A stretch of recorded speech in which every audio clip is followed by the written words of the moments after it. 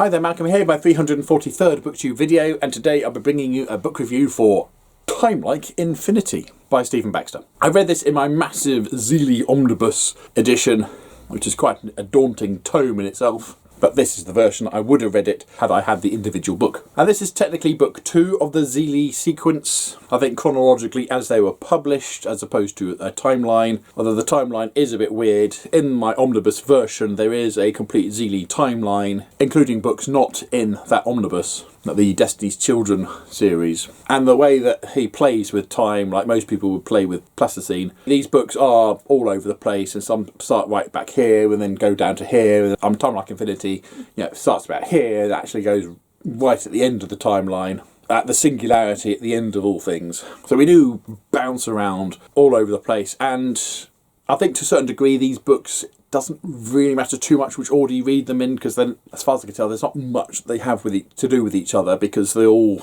are in their own separate little bubble of time. So what's Timelike Infinity about? Yes, it's a science fiction story set in the future where mankind has reached the stars and have met the, I think they're called the Cax, Q-A-X, however you wish to pronounce that, Cax I'm going for, who have basically subjugated humanity and restricted us back to the Sol system. Meanwhile, there's a time-travelling portal ship thing which some clever guy back before the Cax were discovered sent out, basically using some sort of relativistic speed. He's got one end of a wormhole that's just orbited Jupiter, and the other end he's stuck on a ship which he's flung off into the middle of the galaxy at relativistic speeds, and then turn around and then come back again, with the idea being that when the ship comes back, due to the relativistic time dilation, you can go through the wormhole on the ship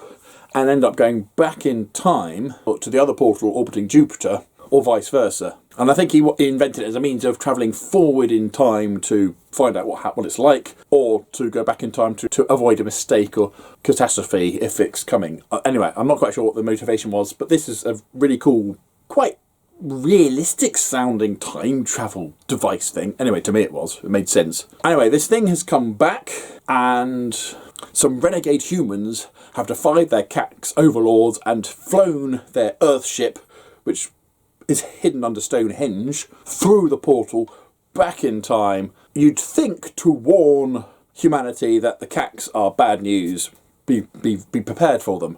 But they've actually got some other agenda, which I won't spoil because it's a big mystery and it's a bit of a mind explosion when you do find out what it is they're ultimately planning. But then the Cax send their own ships through the time portal to the past to destroy humanity, because at some point in the future humanity have basically blown up the Cax homeworld. Anyway, it's very timey-wimey, wibbly-wobbly, and we only follow a few characters. We've got some guy who's out in the Oort cloud just chilling, and I think he was the guy who invented this time portal thing, and he's been brought back with a virtual version of his dad, as you do. We got the lady who went on the ship in the first place, who's come back. And we also have an envoy of humanity who's been working closely with the Cax, not as a sycophantic betrayer of our species, although he is very much viewed in that way, but as someone who's trying to make the best out of the situation.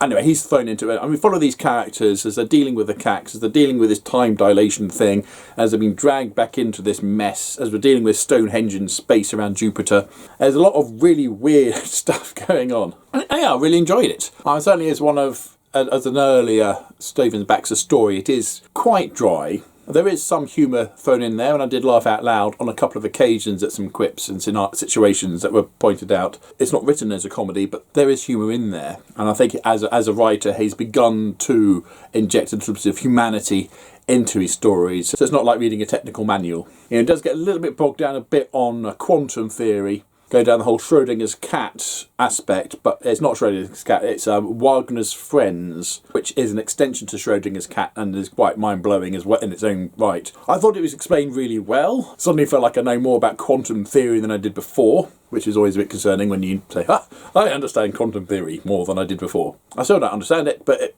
makes more sense than it used to. So, points for that.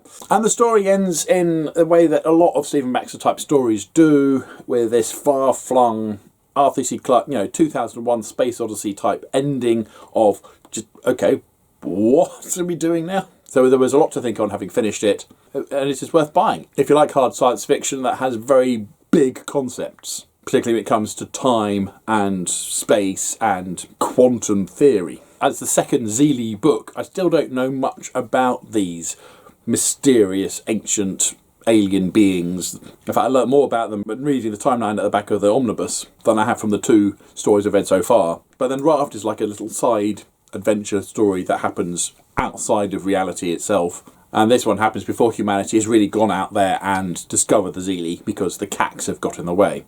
Anyway, there you go. Have you read Timelike Infinity by Stephen Baxter? What did you think about it? Or what story has explored an aspect that after you've read it you suddenly think, actually, I understand that a lot more than I did before. You may have studied it in school, it might have been something you watched a documentary on, and you say, well, okay, I know a bit about that. But then you read this book and suddenly, wow, I actually get it now. Or I get it more than I did. Comments down below, please. But as usual, if you have nothing nice to say, then please keep it to yourself. Thank you. Don't forget to like, subscribe and other YouTube things if you want. And until next time, see you later.